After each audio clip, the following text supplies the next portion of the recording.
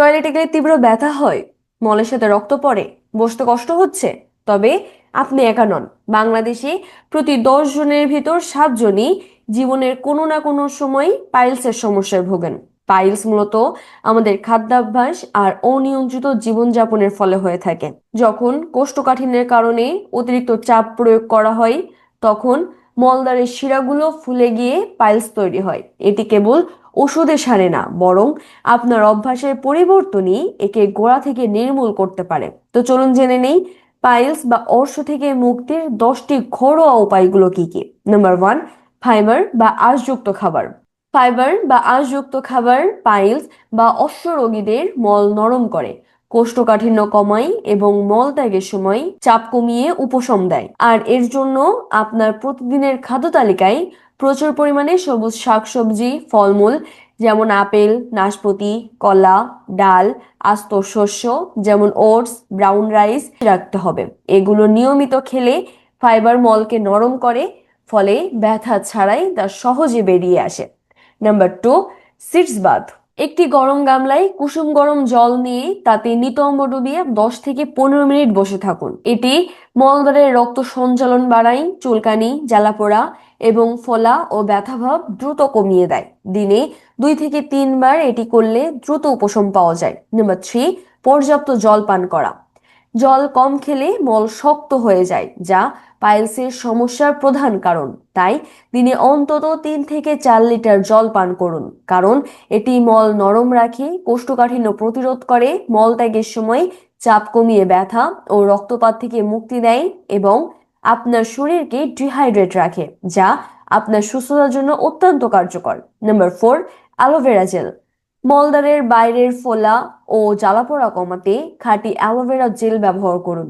এটি পাইলসের ব্যথা, জ্বালাপোড়া, মলদ্বারের ফোলাভাব এবং চুলকানি কমাতে অত্যন্ত কার্যকর এবং এর অ্যান্টি-ইনফ্ল্যামেটরি গুণ আপনার আরাম নিশ্চিত করে। নাম্বার 5, বরফ থেরাপি। পাইলসের ফোলা অনেক বেড়ে গেলে সেখানে বরফ দিলে দ্রুত আরাম পাওয়া যায়। একটি কাপড়ে বরফ পেঁচিয়ে আক্রান্ত স্থানে 10 মিনিট ধরে রাখুন। এটি মূলত বাহ্যিক পাইলসের ফোলা শিরাগুলোকে সংকুচিত করে রক্ত সঞ্চালন কমিয়ে প্রদাহ কমায়। নাম্বার 6, ইসবগুলির ভুসি। প্রতি রাতে ঘুমানোর আগে 1 গ্লাস জলে ইসবগুলির ভুসি মিশিয়ে সাথে সাথে খেয়ে ফেলুন। এটি আপনার অন্ত্র পরিষ্কার রাখবে এবং মলত্যাগ সহজ করবে। নাম্বার 7, শরীরচর্চা ও যোগ ব্যায়াম। নিয়মিত শারীরিক ব্যায়াম ও যোগ ব্যায়াম পাইলসের সমস্যা উপশমে অত্যন্ত কার্যকর, কারণ শরীরচর্চা ও যোগ ব্যায়াম কোষ্ঠকাঠিন্য দূর করে রক্ত সঞ্চালন বাড়ায় এবং মলদ্বারের পেশির ওপর চাপ কমায়। Number 8, castor oil. 1 গ্লাস দুধের সাথে 1 চামচ ক্যাস্টর অয়েল মিশিয়ে পান করলে তা প্রাকৃতিক ল্যাক্সেটিভ হিসেবে কাজ করে এবং কোষ্ঠকাঠিন্য দূর করে, কারণ এর অ্যান্টি-ইনফ্ল্যামেটরি পাইলসের আকার ছোট করতে এবং চুলকানি দূর করতে সাহায্য করে। এটি দিনে 1 থেকে 2 বার আক্রান্ত স্থানে তুলা দিয়ে ব্যবহার করলে দ্রুত উপশম পাওয়া যায়। নাম্বার 9, রেড মিট ও ঝাল মশলা বর্জন। রেড মিট যেমন খাসির মাংস, অতিরিক্ত তেল মশলা এবং ঝাল খাবার আপনার কোষ্ঠকাঠিন্য বাড়িয়ে দেয়, হজমে সমস্যা করে এবং মলদ্বারে প্রদাহ সৃষ্টি করে।